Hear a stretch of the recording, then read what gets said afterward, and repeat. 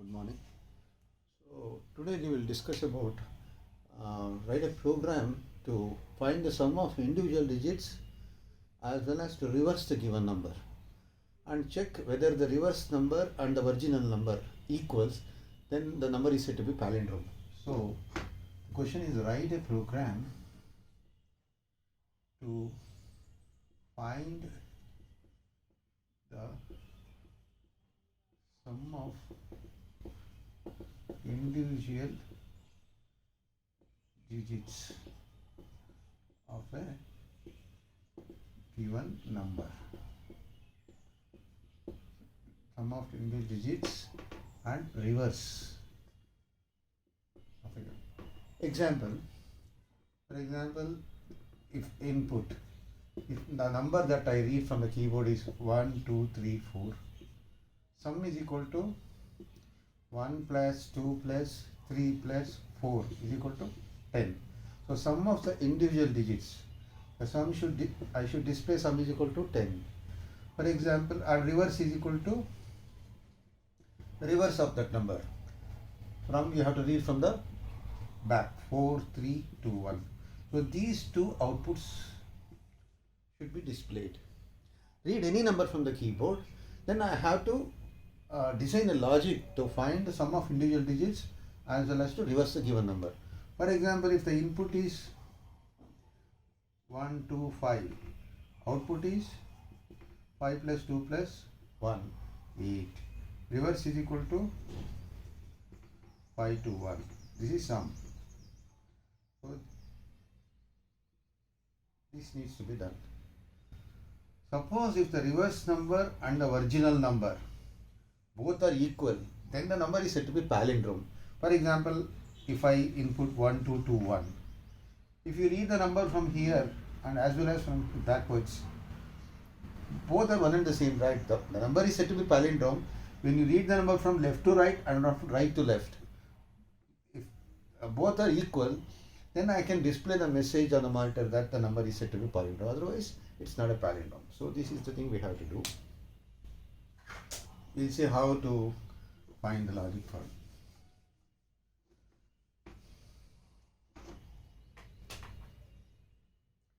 See, for example, you should understand some basic thing here. Any number, for example, if I have a number like this, 1, 2, 3, 4, is it not? If I want to extract the rightmost digit, for example, 1, 2, 3, 4, mod 10, mod operator. Always mod operator what? It returns what? Mod operator. Reminder, right? Mod operator returns reminder. 1, 2, 3, 4 mod 10 is, for example, if I divide it by 1, 2, 3, 4.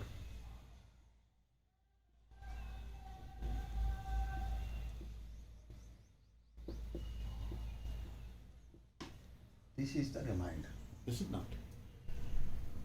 So 1, 2, 3, 4 mod 10 is that. For example, if I say 1, 2, 3 mod 10, what happens then? 1, 2. Rightmost digit is the reminder. This is the reminder. So always mod operator gives what? Reminder.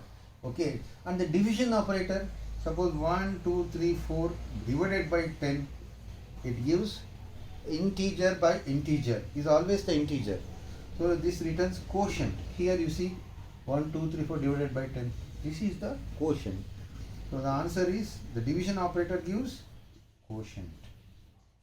Suppose 1, 2, 3 divided by 10 is how much? 12. 1, 2 divided by 10 is how much? 1. 1 divided by 10 is what? How much? 0. Because the denominator is highest, numerator is, so you're not supposed to put decimal point here because int by int is always integer.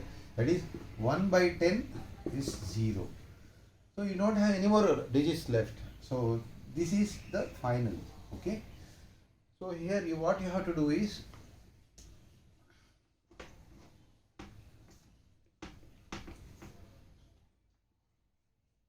to find the sum of the individual digits, you have to extract the rightmost digit Okay, for example, I will write the flow chart so that you will understand better. For example, you see, read the number, you read the number from the keyboard. Read number, right?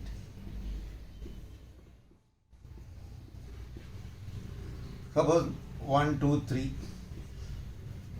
If I don't use the repetition, then if I use a sequential program, for example, I want to extract this digit.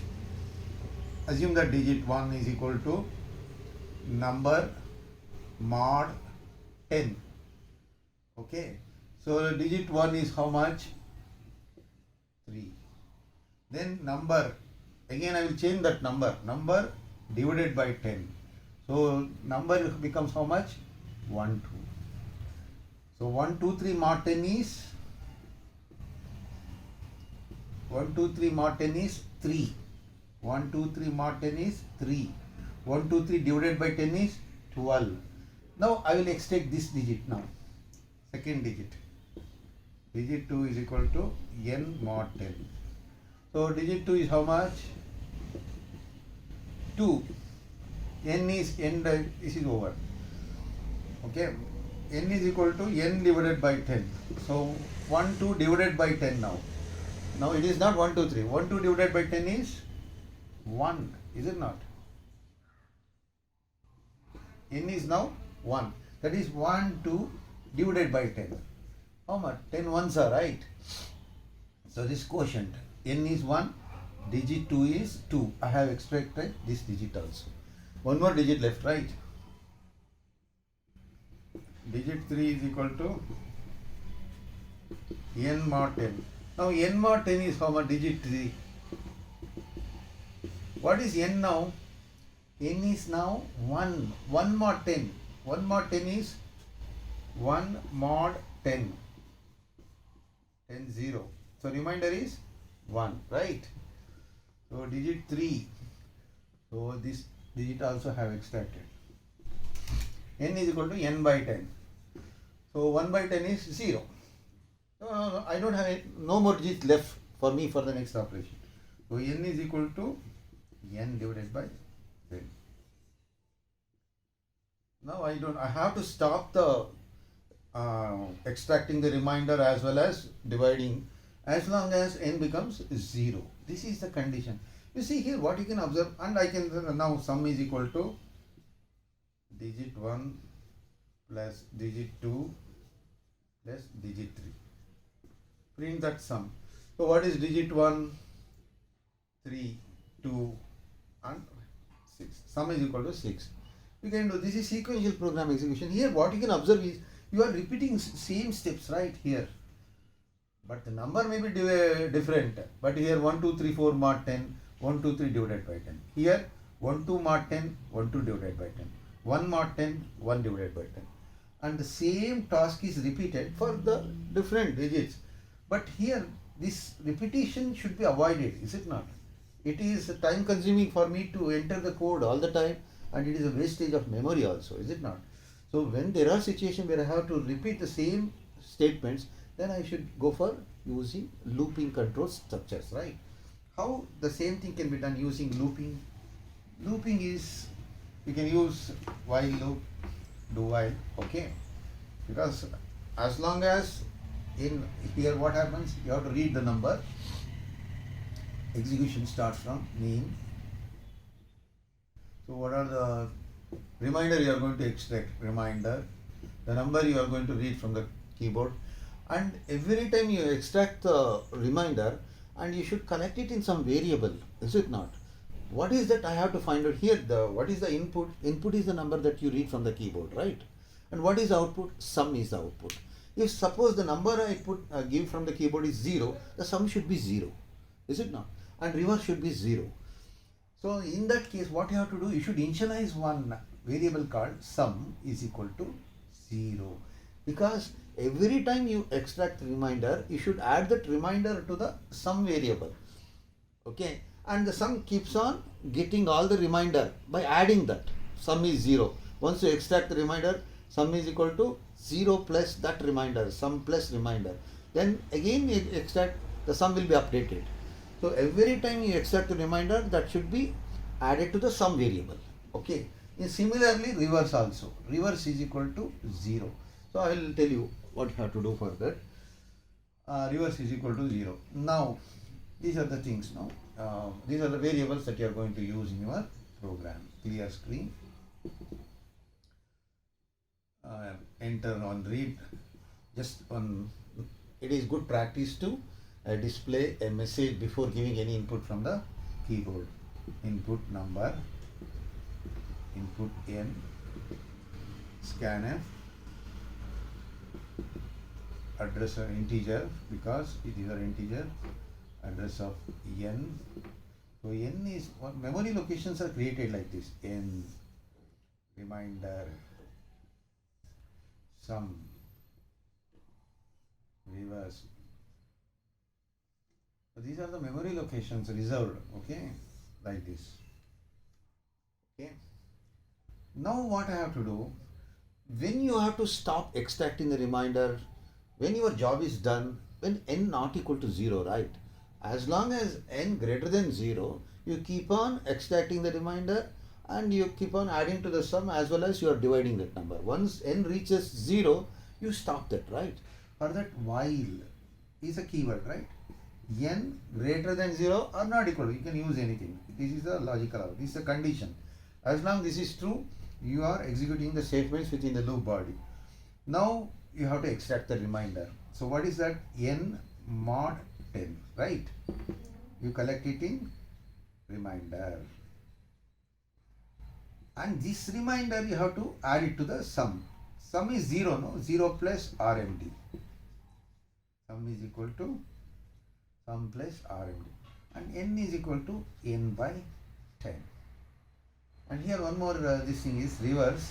What you have to do for this is reverse is equal to reverse into 10 plus RMD.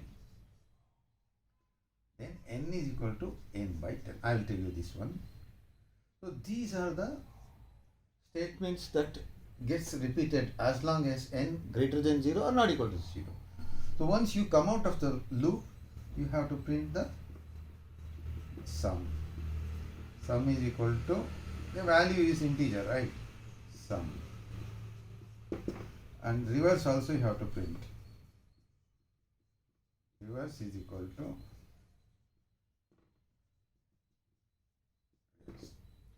so this is the code, source code. Suppose I will read 1, 2, 3, 4. The number you read from the keyboard is 1, 2, 3, 4. It will be stored in n. N is a variable which contains 1, 2, 3, 4. So here 1, 2, 3, 4 not equal to 0 is true, right? Then reminder is equal to n mod 10. N is 1, 2, 3, 4 mod 10 is what? 4. 4 will be stored in reminder, right? Sum is equal to sum plus reminder. Sum is 0. You have to initialize sum with 0. Once sum is 0, 0 plus RMD. 0 plus 4 is sum is updated with 4. Every time you get the reminder, that will be added to the sum. Okay, that is the process.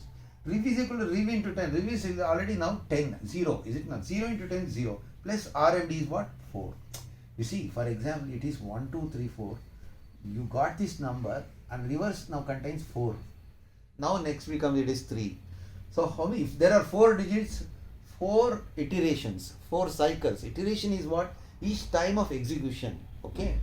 That is, if I need 4 cycles or 4 repetitions, 4 iterations to compute this reverse as well as to find the sum of individual digits, right? Reverse is equal to 4.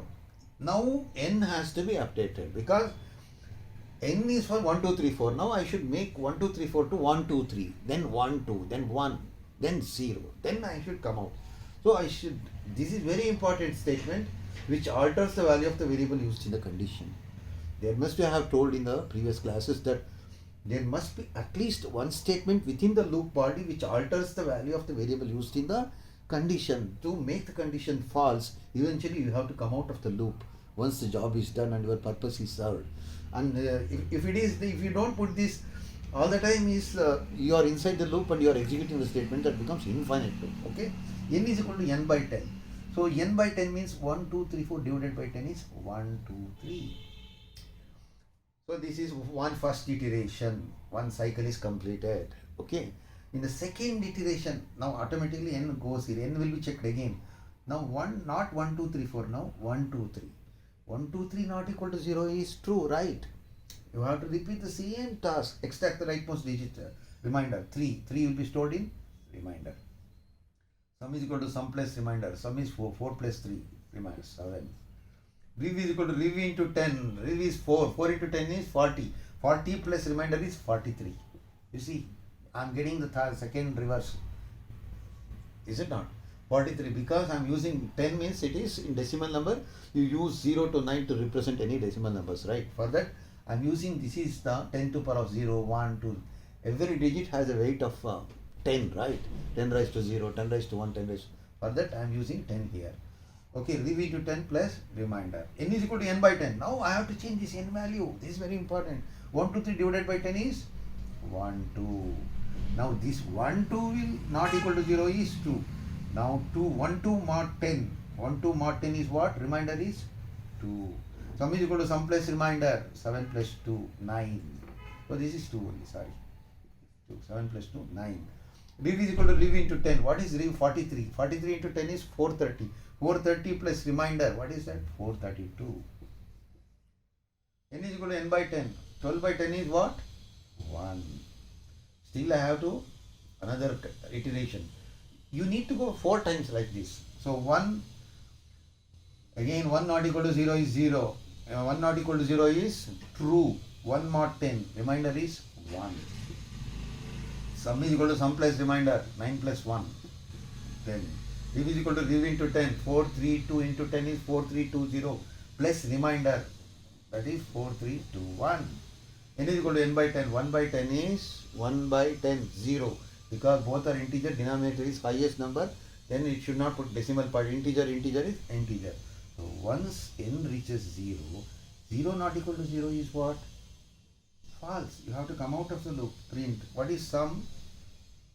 10. What is reverse? 4321. Is it not? So this is how you are supposed to check whether the number is palindrome or not. As soon as you read the number, you store it in one variable called temp. Temp is equal to n. Because once you reverse, the number will be changed, no? The number that you read from the keyboard, once you reverse, it will be changed. So you store this number. For example, n is 1, 2, 3, 4, right? I will store it in temp. Temp also contains 1, 2, 3, 4. Now I will compare in the next here statement. You can write if the reverse number is equal to temp, okay, then you print it is a palindrome, else print it's not a palindrome, because the reverse number is 4321. Temp contains 1, 2, 3, 4. Both are unequal. It is not a palindrome. Suppose if you give 1, 2, 2, 1, both the number in temp as well as the reverse will be same. Then the first message, that is reverse and temp both are equal, then it is a palindrome. So that's all you have to do. Okay. Thank you very much.